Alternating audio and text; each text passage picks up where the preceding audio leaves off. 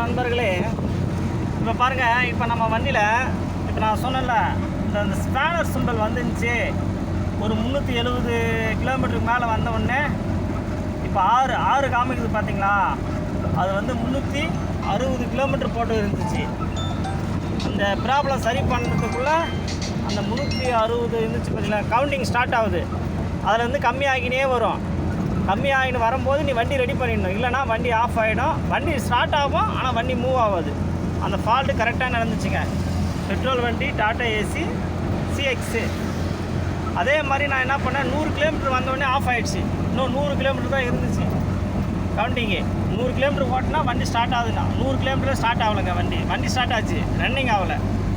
இப்போ ஒர்க் ஷாப்பில் விட்டேங்க. ஒர்க் ஷாப்பில் விட்ட உடனே கிளச் பிளேட்டு போயிடுச்சு அப்படின்னாங்க. கிளச் பிளேட்டு போட்டேன். அது கிளச் பிளேட்டு ஒரு 3500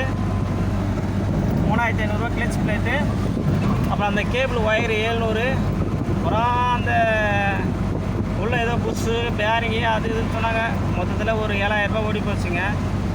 அது போட்டது கவுண்டிங் வந்துச்சு. இப்போ பாருங்கள், இன்னும் 5 தான் இருக்குது. அது ஆட்டோமேட்டிக்காக ரன்னிங் சரியாயிடும். ஸ்பேனரு போயிடுங்க. சர்வீஸ் பண்ணிட்டோம்னா அந்த ஸ்பேனர் ஆட்டோமேட்டிக்காக போயிடும். கிலோமீட்டர் ஓடி கழிஞ்சிருங்க. நண்பர், இப்போ நம்ம வந்து திருவண்ணாமலை டு திருப்பூர் போயிட்டுருக்கு.